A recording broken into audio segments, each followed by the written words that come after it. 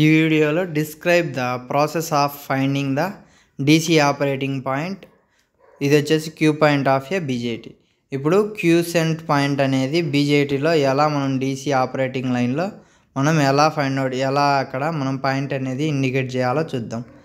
The operating point is also known as Q set point or Q point అంటాం. Operating పాయింట్నే మనం queue set point or Q point అంటాం. Q అంటే Q cent అని. Next plot DC load line. First DC line load line అనేది గీస్తాం. Next find the intersecting of base current and DC load line. Next the DC supply voltage and DC load resistance values determine the Q point.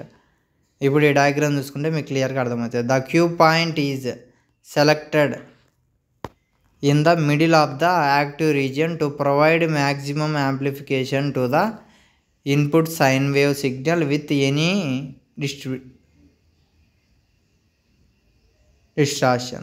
ఇప్పుడు ఇక్కడ చూసుకుంటే the stability of the operating point depends on the type of the bias used.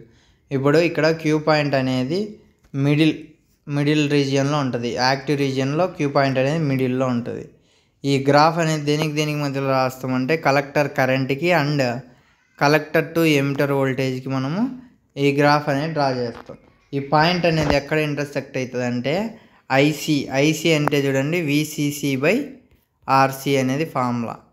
Next ఇక్కడ VCCకి అనేది దానికి మధ్యలో మిడిల్లో DC load లైన్లో మిడిల్లో పాయింట్ అనేది ఇంటర్సెక్ట్ అయితే దాన్నే మనం queue set point or Q point or operating point అంటాం. ఇప్పుడు ఇదే చూడండి, ఇక్కడ DC supply voltage and DC load resistance values determine the Q point.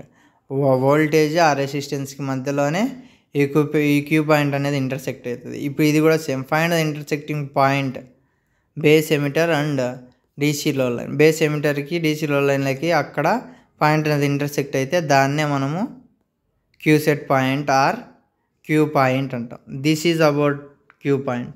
Thank you. Please like and subscribe my channel. Thank you.